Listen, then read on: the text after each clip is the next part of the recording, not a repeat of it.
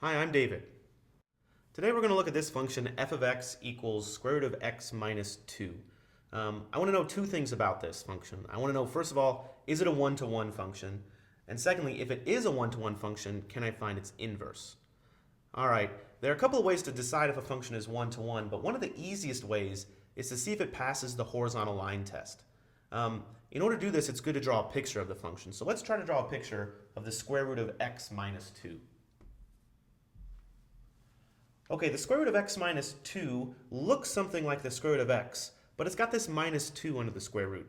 That's a horizontal shift 2 to the right. So instead of starting right at the origin, it's going to start at x equals 2 and kind of make that same square root of x shape there.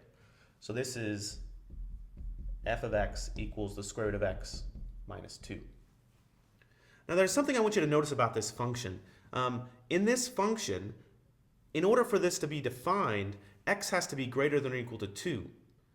Also, we should notice that y is always greater than or equal to 0. So I'm going to go ahead and jot that down right here. Y is greater than or equal to 0. Normally we don't have to write that, and you certainly don't have to when you're doing the square root of x minus 2. But when it comes to the inverse function, that's going to become important.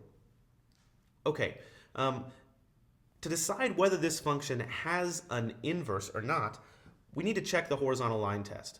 That test says if any horizontal line, straight across line, hits the graph at most once, then it's one-to-one. So if you draw any horizontal line here, maybe this one right here, it hits the graph exactly once. No horizontal line is going to hit this graph more than once, so the function is a one-to-one function. So that's a nice way to check to see what's going on. So f is one-to-one. Therefore, f has an inverse. Okay, now it's our job to find that inverse function. So one way to do that is to rewrite the function, but instead of writing f of x equals square root of x minus 2, you can write y equals the square root of x minus 2. And now what I'm going to do is I'm going to rewrite this function, but I'm going to interchange x and y. So wherever there was an x, I'm going to put a y, and wherever there was a y, I'm going to put an x.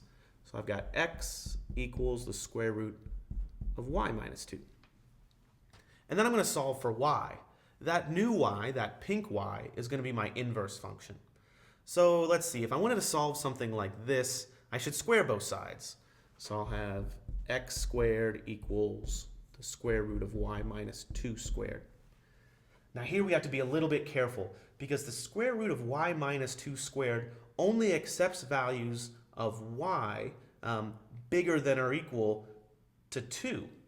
All right, so we'll come back to that, but I'm going to square this, but notice that I need it to be that y is bigger than or equal to 2 in order for this to make sense. But we'll come back to that. So I'll square this, and I'll have x squared equals, well, the square root and the square cancel out, y minus 2. And if I add 2 to both sides, I have y equals x squared plus 2. Now, I want to sketch this on my original function, on my original graph, to see what it looks like. Y equals x squared plus 2 is the parabola x squared. It just moved up 2 units.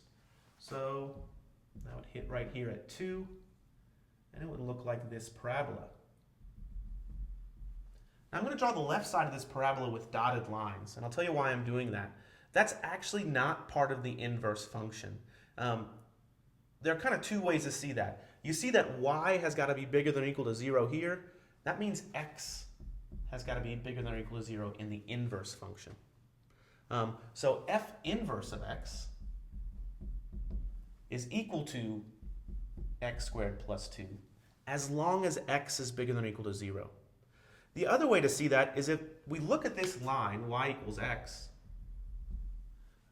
we need these two functions, f inverse of x and f of x, to be symmetric about that line, y equals x. If we included this little dotted line, this left half of the parabola, it would no longer be symmetric. So the inverse function is f inverse of x equals x squared plus 2. Thank you.